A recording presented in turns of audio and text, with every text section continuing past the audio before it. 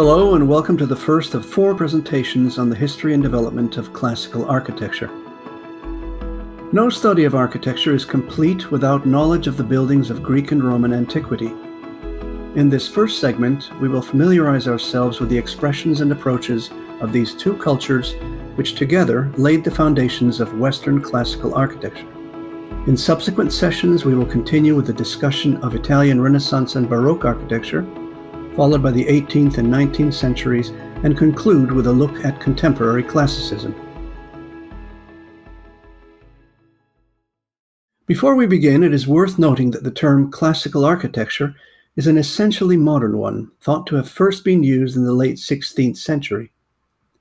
The Greeks referred to ordinary construction, employed in the making of houses, sheds, and other private or perfunctory structures, simply as tektoniki, or building.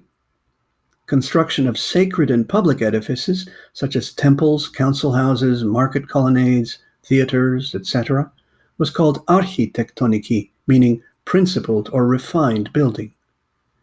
Today, the word architecture is applied to all buildings, and for that reason, the term classical is necessary to distinguish the more formal edifices. This map shows the extent of the ancient Greek world, which stretched westward along the shores of the Mediterranean and eastward to include parts of North Africa and the Black Sea. After the death of Alexander the Great, Greek territories extended as far east as the Indus River and Afghanistan. The original Greek homeland on either side of the Aegean Sea is indicated in the boxed area. This more detailed map of the Greek homeland shows the approximate concentration of the principal Greek tribes. Green indicates Dorian areas, yellow indicates the Ionian territories, and cream shows the Aeolian region.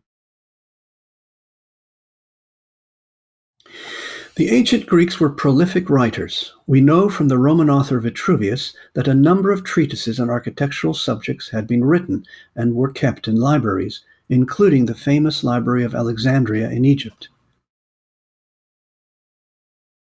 Unfortunately, no original texts have survived. Many works are thought to have perished in a conflagration, or a series of conflagrations, that destroyed the library. Much can be deduced, however, about the development of Greek architecture from the buildings that survive. The origin of the Western classical tradition can be traced back to the Greek peripteral temple, which comprised an inner walled sanctum and surrounding colonnades. The Greek term for the inner temple was naos, and a flanking row of columns was called the pteron. Both of these words have nautical associations, as naos also means ship, and pteron referred to a bank of oars. Strictly speaking, pteron means wing, as in a bird's wing, and it may have been adopted on account of the rhythmical motions of the oars of a trireme, or galley, which resembled a bird in flight. The reason for these nautical analogies in Greek architecture may be that the ancients understood the temple as a vessel or ship for the transport of a deity to the earthly realm. Both words survive in terms used for the architecture of Christian churches. The principal space being the nave, from the Latin word navis, which itself derives from the Greek naos, and the flanking colonnades being the aisles, from the Latin ali, meaning wings. From an archaeological point of view, the Greek temple's forms can be traced back to the Megaron Hall of the Great Bronze Age or Mycenaean palaces, an example of which is shown in the plan on the left. In these large directional spaces with their round hearths and pillared porches, the kings who led the Greek expedition against Troy held court and performed sacred rituals. After the collapse of this early Greek culture, in the 12th century BC, a Dark Age ensued, which according to tradition was brought on by an invasion of people from the northern reaches of the Greek world known as the Dorians. During this period of collapse and hardship, the first glimmerings of the Greek democratic state, or polis, began to appear, and small settlements grew around temples that closely resembled the layouts of the old Mycenaean palatial halls. Eventually, these linear buildings were surrounded by colonnaded wings and assumed their familiar peripteral configuration.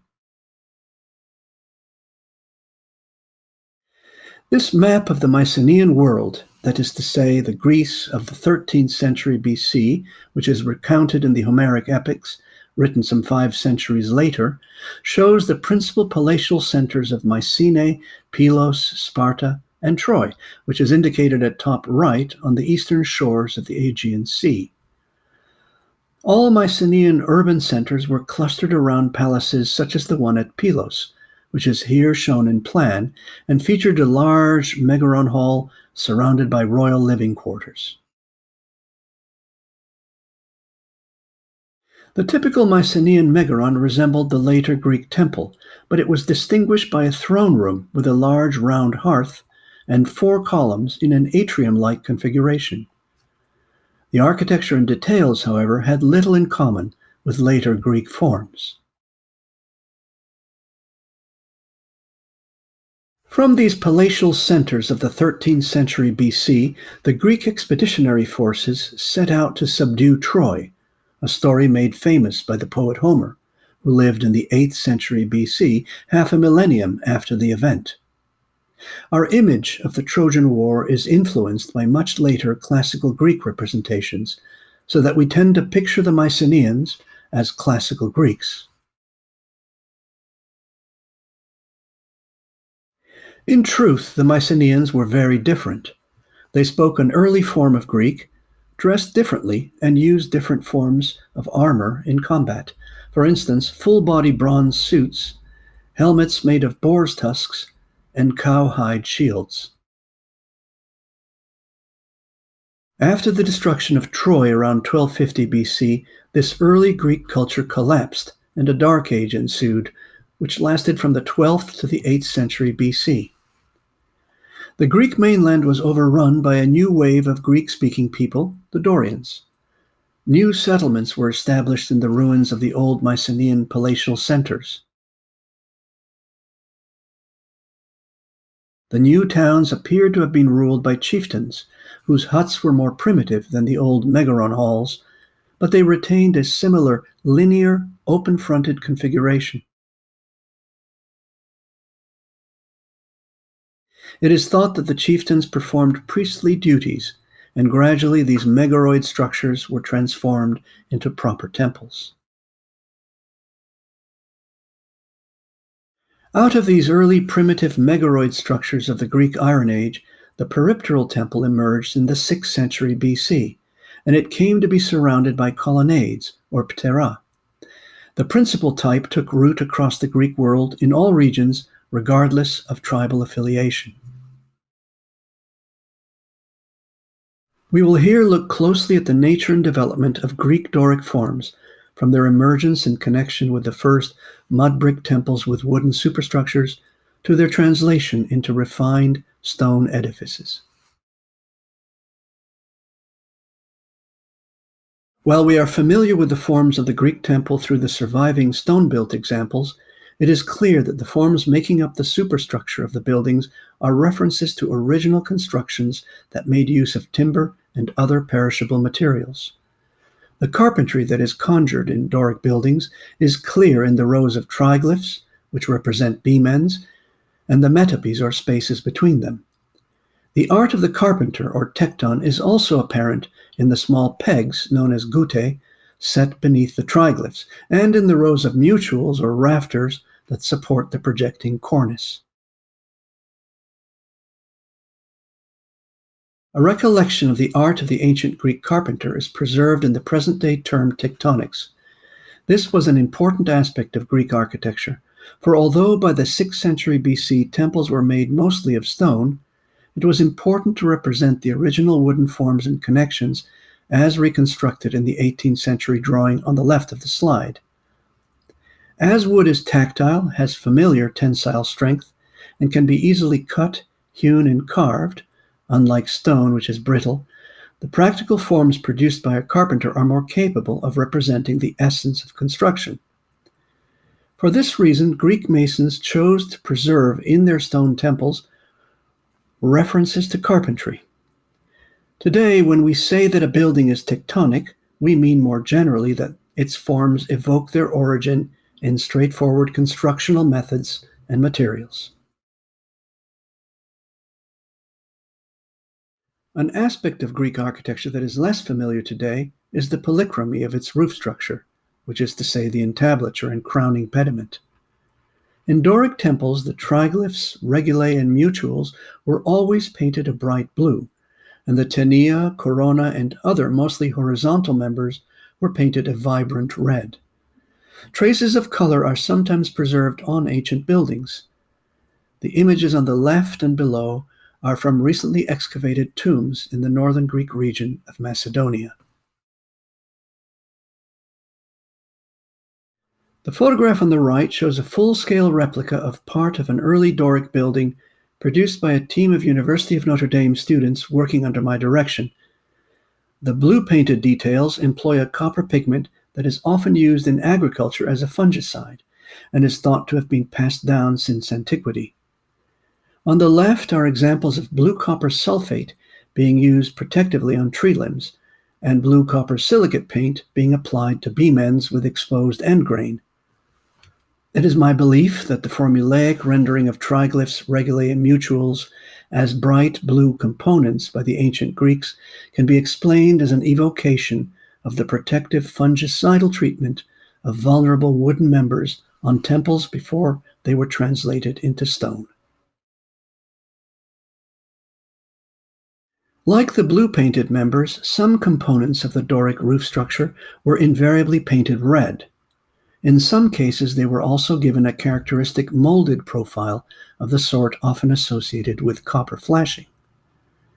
These components tend to be horizontal and are situated along edges where one would normally expect flashing to occur. In its original state, copper has a reddish hue. When exposed to the air, it oxidizes and turns green. This transformation is illustrated in the photographs of present-day roof flashing examples on the left. The green patina tends to streak down the sides of buildings, staining the walls. A traditional remedy for this problem is to paint the flashing with an anti-oxidizing lead paint, which has a natural bright red color. On the lower left is a photograph of a modern chimney breast with flashing that has been treated with red lead paint. In ancient Greece, ships' hulls are known to have been coated with red lead paint as an anti-fouling measure. In my essay, The Origins of the Doric Order, published in The Classicist, issue number 12, I advance the idea of Greek polychromy as originating in protective treatments of building materials. But let us return to our study of Greek architectural forms. This slide shows how the essential components of the peripteral temple are broken down in elevational terms to include a plinth or crepis, sometimes also called a crepidoma, the column or stylos, the entablature, and the pediment. The crepis almost always consists of 3 steps. The topmost step is called a stylobate, meaning column tread, and the lower 2 steps together are the stereobate, meaning solid tread or foundation. The Greek Doric column has no base. It always includes flutes, which are the vertical concave striations in the round shaft, and it concludes with a capital, which will soon be described in detail. The entablature, a term that refers to the table-like system of horizontal roofing members, comprises an architrave or principal beam, the frieze of triglyphs and metopes, and the corona. Above the corona rises the gabled roof, which on the 2 short ends of a temple translates into pediments. The forms of the pediment include the triangular tympanum, which normally contains sculptures, the raking cornices, and the raking cyma. Note that the cyma, or gutter, never extends across the bottom of the pediment. At the corner and apex of the pediment are acroteria, which literally translated mean things at the corners, or acra. Usually these are floral motifs or zoomorphic features, often apotropaic, meaning representations of threatening mythological beasts like griffins, sphinxes, gorgons, etc., whose purpose was to ward off evil.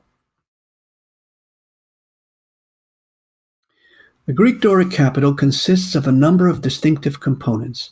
At the top there is the square block called an abacus.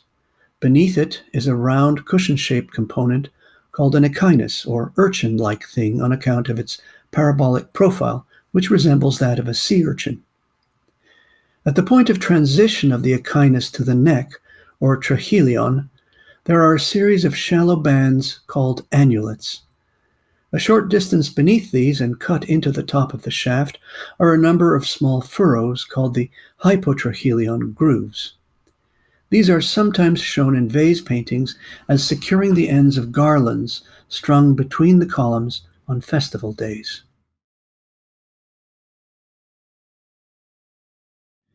In this slide, the various components and terms of the Greek Doric entablature are indicated with original Greek terminology in italics. The column supports a massive principal beam, or architrave. This carries the frieze with its rows of triglyphs and metopes, which rest on a sill called the tenia. Beneath the triglyphs are small blocks called regulae, which feature 6 small pegs, or nail heads, known as guttae. Above the triglyphs are the slightly sloped mutules, or rafters, which have 3 rows of 6 guttae. On the right-hand side of the slide is an image representing the parts of the pediment, or gable. This feature is an important aspect of Greek architecture and Western classicism in general. There is the cornice, or corona, which means crowning element.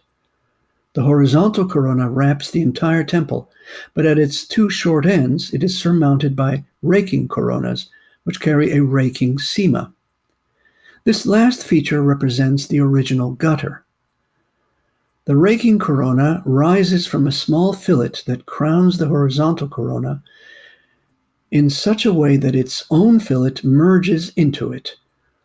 This distinctive juncture is known as a split fillet and is important to draw properly when setting out a pediment. Note that the metopes often contain relief sculptures. At the Parthenon in Athens, the metopes contain representations of the battle between Lapiths, a human tribe, and centaurs, mythological creatures that were part human and part horse. Where the pediment turns the corner, the cyma usually concludes, giving way to rows of antefixae, which are set at the ends of the roof cover tiles. Note the split fillet where the corona is met by the raking corona. Also note the incorporation of relief sculpture in the square metopes.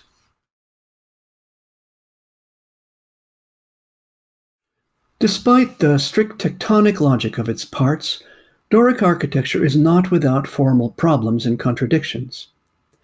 One such issue, which arises from the translation of the original slender wooden components into robust stone simulacra, is the so-called problem of the corner triglyph. It is a curious fact in Doric peristyle temples that the spacing of the columns at the corners is narrower than the spacing elsewhere. This is sometimes erroneously explained as a visual adjustment that compensates for the greater apparent width of the corner spaces when seen against the bright Mediterranean sky. Another argument is that it creates a useful impression of strength at the corners of temples, which are the most structurally vulnerable. The likeliest explanation, however, has to do with the coordination of the components of the frieze with the massive columns below. It is a rule of construction that a beam should rest directly on top of a post or column. This is exactly what happens in peristyle colonnades. Another rule is that the metopes, which are the spaces between triglyphs, should be perfectly square in elevation. In the drawing at the top right, columns and triglyphs align neatly, and the outermost column sits comfortably beneath the corner triglyph. This is made possible by the fact that the neck diameter of the column is the same as the width of the triglyphs, as well as the architrave on which the triglyph rests.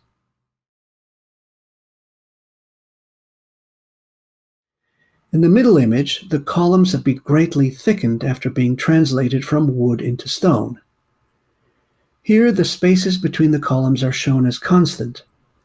This means, however, that the last metope before the corner triglyph would need to be widened, disrupting the regularity of the frieze.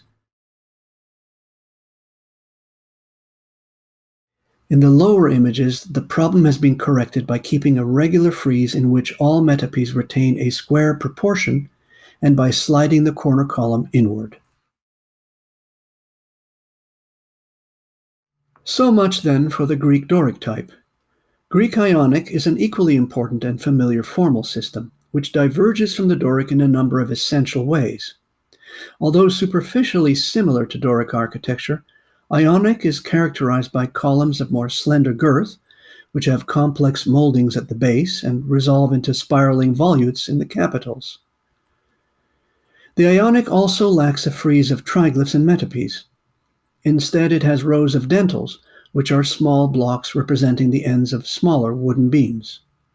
These originally sat directly above the architrave. Note also that the architrave has 3 fasciae, or horizontal facets, the uppermost of which sometimes include roundels or rosettes. The Ionians were Greeks who lived primarily in the islands of the Aegean Sea and on the shores of Asia Minor, also known as Ionia, which border the Aegean Sea on the east. For reference, Ionia is located on the west coast of present-day Turkey. It is said that the Ionians were a remnant population of the Mycenaean Greeks who fled eastward during the Dorian invasion in the 12th century BC. Perhaps because the Ionians wished to include a zone of sculptural reliefs on their temples to match the sculpted metopes used by their Dorian cousins, a frieze was introduced at a certain point in the system's development. This feature was popularized by the Athenians, who were Ionian in origin. An example of an Athenian Ionic building with a frieze is the Erechtheum, shown in the lower images in this slide. Like their Doric counterparts, Ionic temples comprise the crepus or crepidoma of 3 steps, the lower 2 forming the stereobate, the uppermost step being the stylobate.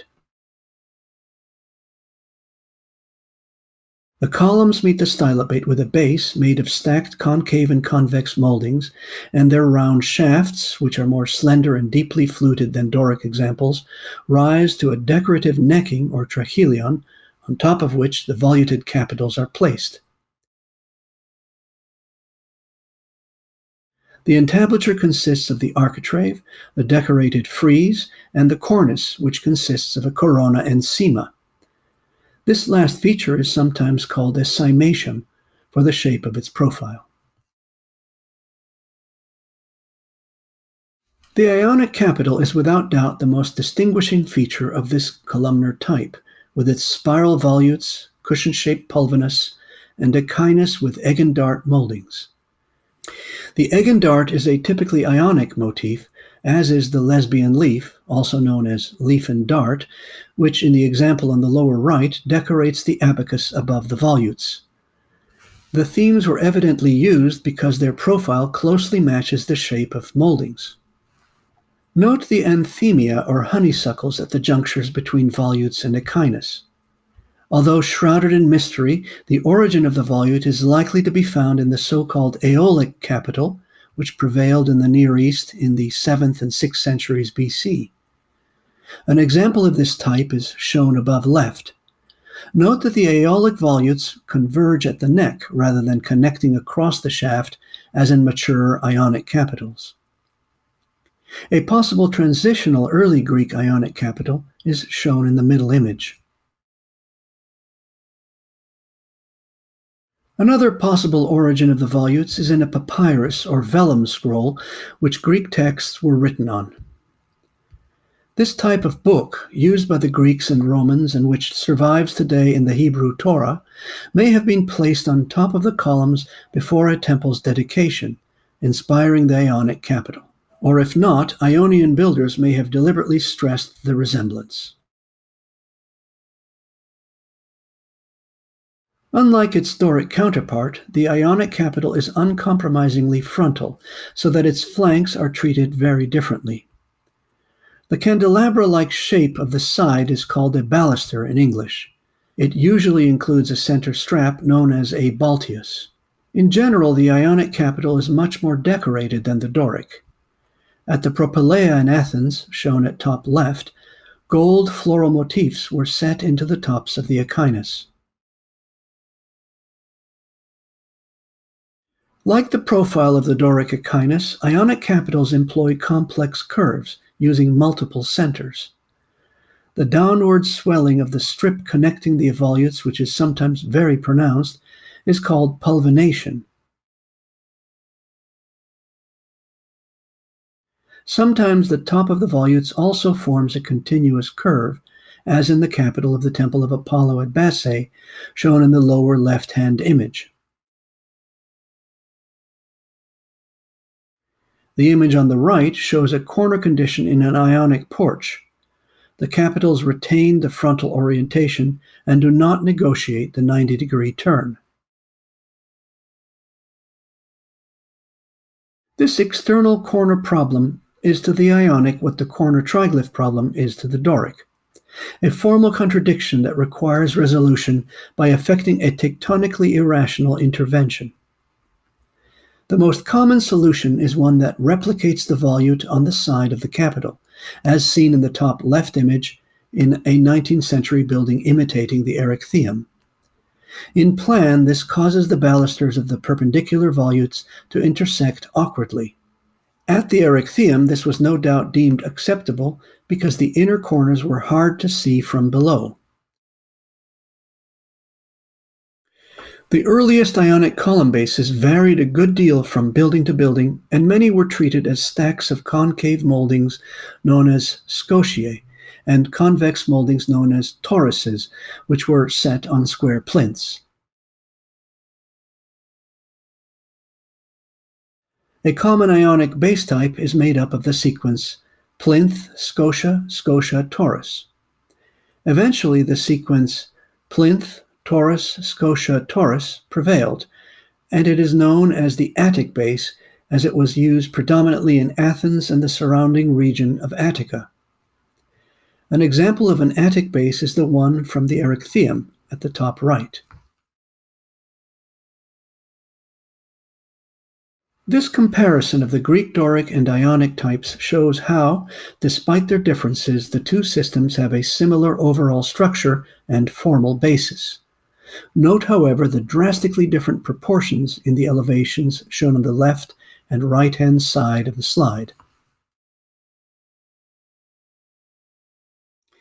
Although the Greeks developed a large variety of columnar types, for instance the Aeolic, which we've already seen, or the Pergamene and Tower of the Winds variants, three prevailed and were retained in the Western classical canon, namely the Doric, the Ionic, and the Corinthian. We will now look at the Corinthian type. This particular architectural order appeared for the first time as a freestanding column inside the cella of the Temple of Apollo Epicurus at Bassae. The building was designed by the architect Tiktinos, author of the Parthenon in Athens. Although it is Doric on the exterior, the interior of the temple is surrounded by engaged Ionic columns. The single Corinthian column occupies the center of the cella, at the far end, and is therefore given pride of place. Note that the column has the same proportions and base as the Ionic engaged columns flanking it. For this reason, the Corinthian type is sometimes considered to be a variant or development of the Ionic. The capital comprises two rows of acanthus leaves with scroll-like stalks called colliculi wrapped around a slightly flaring bell. The colliculi rise to the corners and spiral inward at the middle. The first attested use of the Corinthian type on the exterior of a building is the 4th century BC Choragic monument of Lysicrates in Athens. This variant makes the acanthus leaves larger and employs Ionic details in the entablature.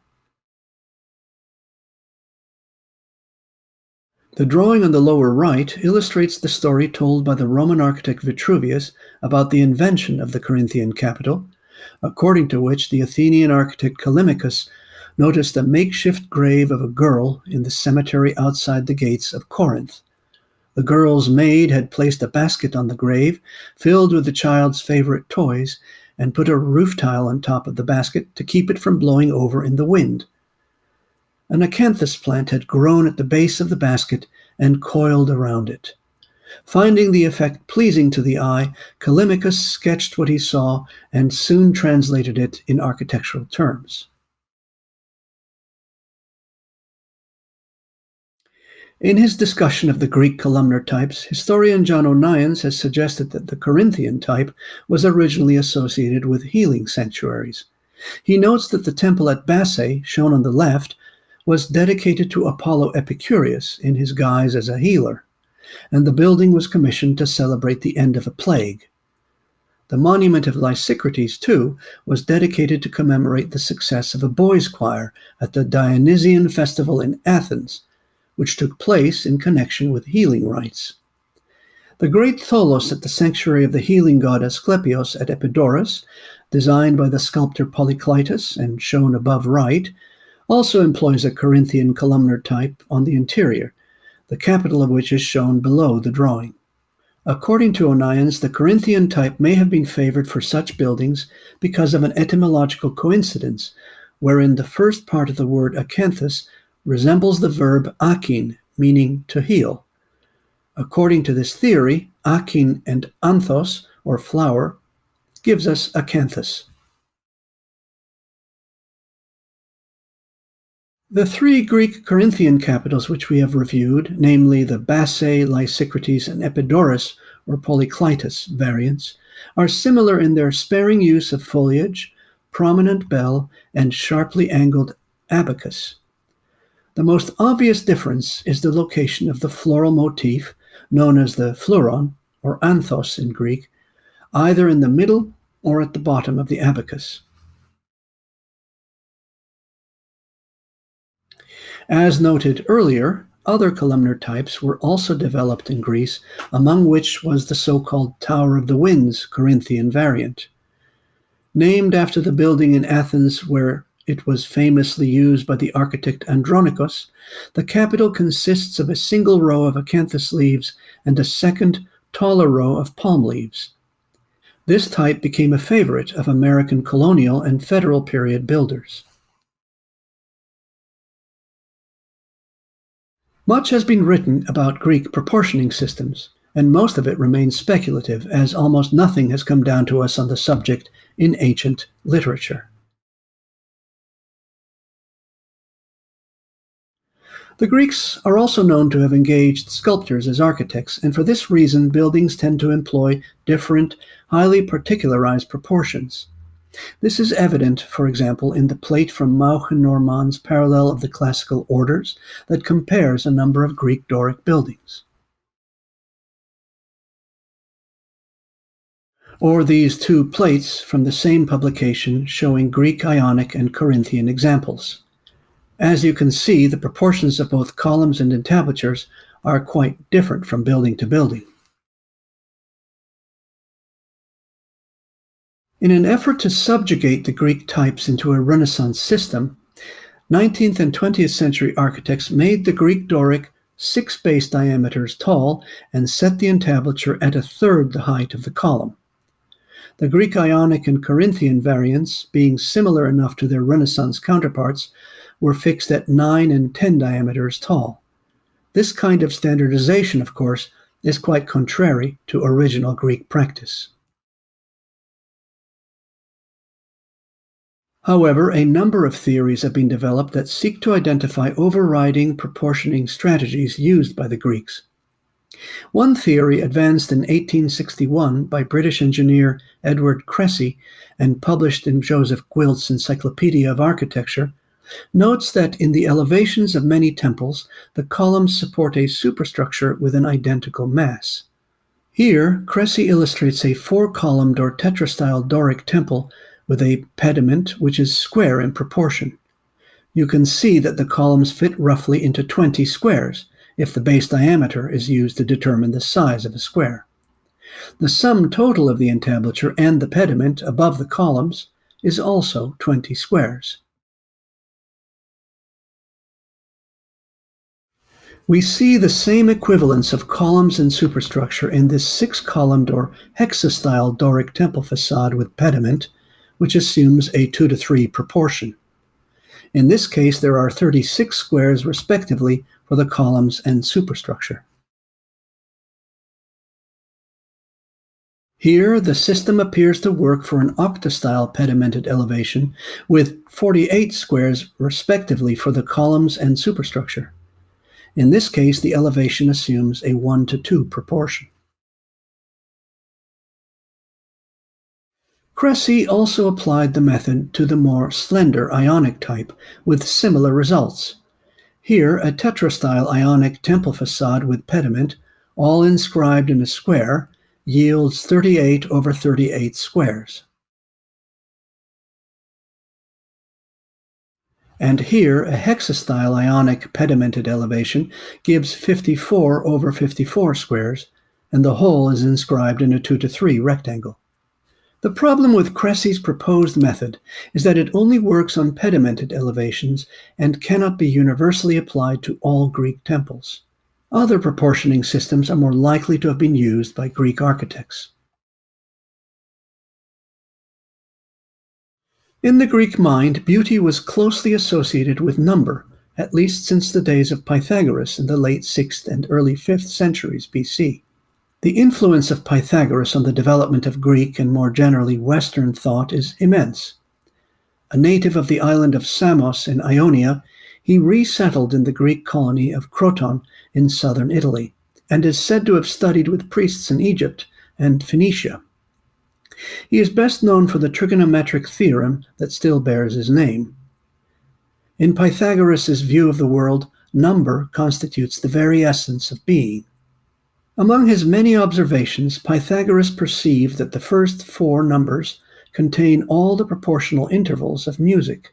According to legend, he made this discovery when he happened one day to be passing by a forge and noticed that the blacksmith's hammers rang out differently depending on their weight, making harmonious sounds when played one after the other, in various combinations. The weights of the hammers were 6, 8, 9, and 12 pounds, so that when they were struck, the musical tones they rang were a fourth, fifth, and octave. In other words, 4, 5, and 8 notes above a bass tone, do being the bass, fa, sol, and do. The mathematical ratios of these tones are, respectively, 3:4, 2:3, and 1:2, which Pythagoras' followers later showed can be measured out accurately by comparing the ratios of lengths of musical strings. So, for example, if we strike a string and sound a bass note, do, then put our finger 3/4 of the way along the string and strike it again, it will sound fa, which is the fourth note away from the bass note. Similarly, if we put our finger 2/3 of the way along the string, we will sound sol, which is a fifth note away from the bass. And finally, if we strike the string with our finger half the way along, we will sound another bass note, or do, which is 8 notes away from the original bass note, octo meaning 8 in Greek. In other words, when struck in sequence, these chord lengths sound a perfect musical fourth, a perfect fifth, and an octave.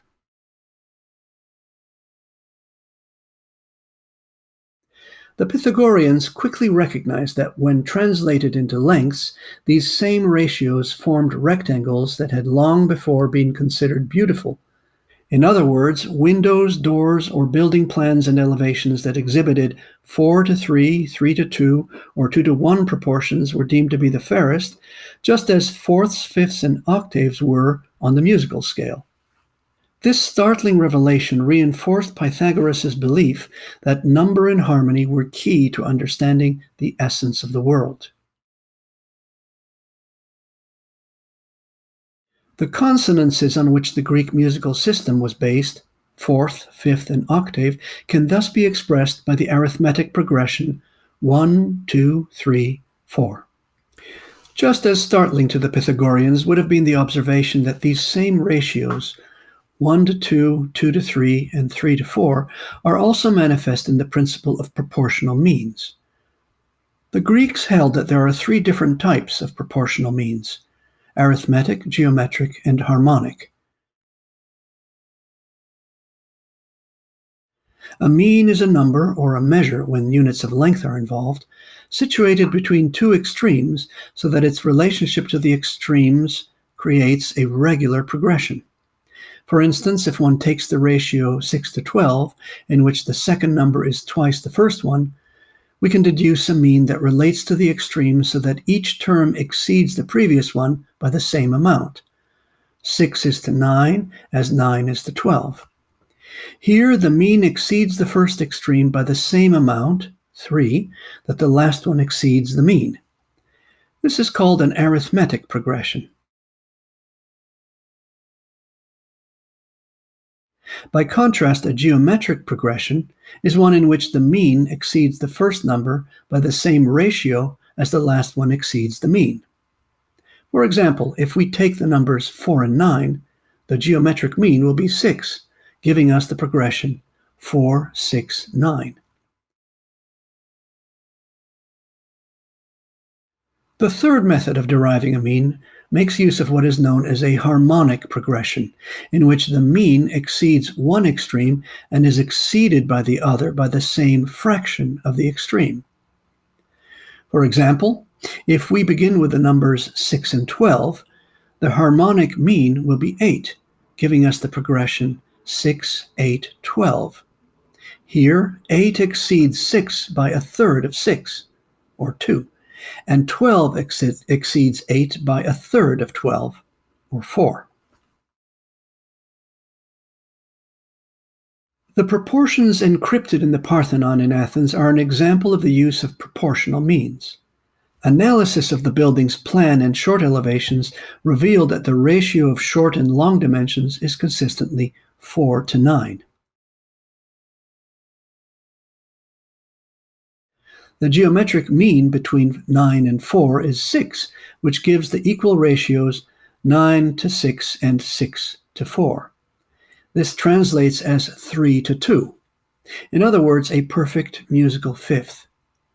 All the important relationships in the Parthenon thus relate back to the Pythagorean musical scale. Greek number theory is not confined to rational progressions, but also includes irrational numbers, which cannot be written as simple fractions. As we have seen in the Pythagorean system, the first four numbers yield the most important ratios. One ratio, however, that the Greeks were aware of and may have deliberately employed in buildings is the so-called golden ratio. The ratio is produced if a line segment is divided in two parts, so that the ratio of the larger part to the smaller equals the ratio of the whole segment to the larger part. A common way to construct this ratio is by taking the distance from the middle of a square's side to an opposite corner, and striking an arc from that corner until it aligns with the square's side, then raising a new rectangle. The ratio of the short side of the new rectangle to the long one will be 1 to 1.618.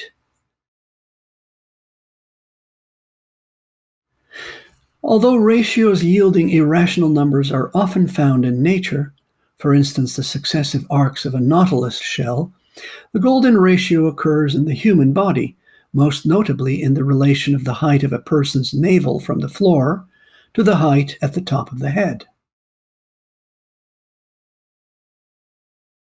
It is thought that the sculptor Phidias, who oversaw the works on the Parthenon, employed the golden ratio to determine the relative heights of the entablature and pediment apex.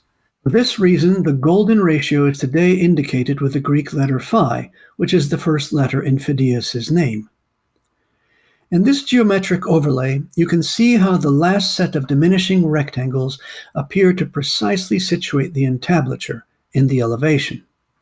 One objection that has been raised with regard to this theory is that the base of the larger inscribing rectangle extends below the crepidoma, or 3 steps of the temple's substructure, to the bottom of the stereobate, and does not account for the crepidoma's own outward projection, or the subtle curvatures employed in the elevation.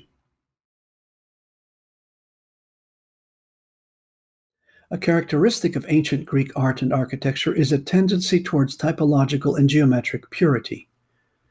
This was driven by an interest in ideality, which permeated the arts, especially Athens, during the classical period when, under the leadership of the statesman Pericles, the Acropolis was reconstructed and embellished. The interest in typological purity is perhaps most evident in the Greek art of sculpture, where the human body, both male and female, is rendered in an unblemished, perfect state as divine will itself might have intended. It is also evident in the habit of reducing buildings to almost diagrammatic simplicity. Thus, the temple is a reductive image of a dwelling, the tholos is a perfect circle, and the theater a perfect half-round shape. The Greek obsession with ideality can be observed even when new building types were created to serve the expanding polis, or city. In this slide are 2 reconstructed civic buildings of the 3rd and 2nd centuries BC, which employ pristine reductive forms in a perfect fusion of form and function. As Greek cities grew and expanded and democratic systems of government were refined, new buildings were added to the urban repertoire. Late Greek cities usually had an ekklesiasterion, or assembly hall, and a bouleuterion, or council hall. The building types were standard even when their architects imbued them with highly particularized proportions. Greek city planning was either informal, with buildings arrayed in a seemingly casual manner as a collection of freestanding objects, or it was based on a gridded street pattern. An example of the informal approach is the Acropolis in Athens, shown here. At first glance, the various buildings, including the Parthenon, Erechtheium, and Propylaea, appear to ignore each other's orientation and proportions. After careful study of the Acropolis and other Greek urban settings in the 1930s, architect Konstantin Doxiadis advanced the intriguing theory that despite their apparent informality, many sites appear to have deliberately set buildings so that they create visual contiguities when viewed from important vantage points, for instance, the eastern threshold of the Propylaea, or gatehouse of the Acropolis. In Doxiadis's rendering below right, you can see these contiguities, which even include features in the distant landscape, such as Mount Lycabettus. The second approach to the layout of cities was the gridded street plan. This method was perfected by the Ionian architect Hippodamus, who was said to have produced the plans of the cities of Miletus, Priene, Piraeus, and more. In this view of Miletus, you can see all the familiar Greek building types set into an orthogonal urban matrix. A similar urban matrix is seen at Priene, with temples, theater, stoas, council house, etc., worked into a gridded pattern of urban blocks. The relationship of these components can be appreciated even better in this plan of the city's civic center. The Greeks, of course, did not think in planimetric terms, but instead perspectively. This orthographic drawing renders the urban spaces and buildings as a pattern, so that one does not appreciate the sculptural nature of many of the civic edifices. This drawing by Doxiadis shows that Hippodamus merged his new gridded approach with the older perspectival system of sizing and placing buildings so that they form visual contiguities. Often the pursuit of ideality in Greek architecture involved adaptation of typologically pure forms to complex sites. Examples of localized level changes are the Propylaea and Erechtheium on the Athenian Acropolis. More usually, however, uneven or difficult terrain was shaped into stepped terraces that allowed buildings to stand as perfect sculptural objects.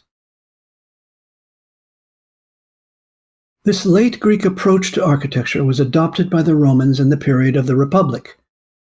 Sanctuaries like that of Fortuna at Praeneste were configured on the model of Hellenistic terraced sites, with geometrically pure buildings and spaces deployed on either side of the central approach.